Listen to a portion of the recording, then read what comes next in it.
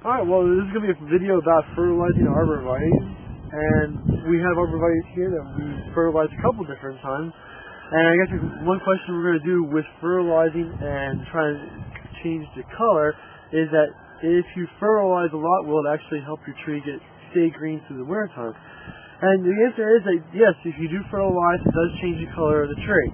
And it will change it to be a little bit darker color green. But on the other hand, I'm not so sure I'm real comfortable having a really dark green, vibrant plant go through the wintertime for two reasons. One is that the plant evolved to have that color evolved on it for its protection. And you put so much fertilizer down that it doesn't actually get those extra layers built up.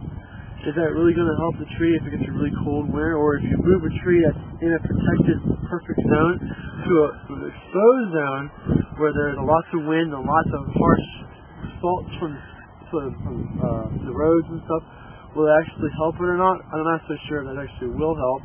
And secondly, the darker the green it is, that will attract other animals, maybe from mice or from deer, that will look at something so lush with green and eat it. We do have problems with green giants that we have that are in containers that we fertilize them very heavily and they get really nice green. And from our experiences, whether it's proven or not, from our experience, that it tends that the mice like to go after the green giants that have more fertilizer on them than the green giants that don't have a lot of fertilizer on them. But I think fertilizer can be good.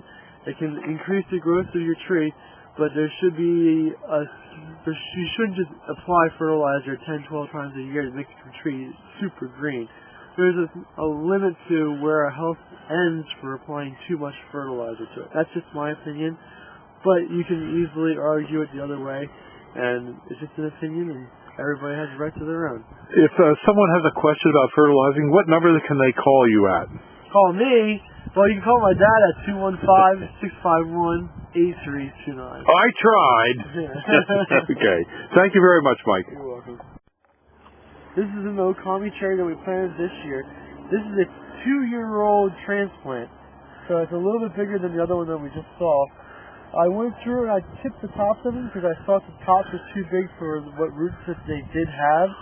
And now that they're starting to merge, I think we should go through and remove some of these guys here as well, just so not too much foliage for the roots to support.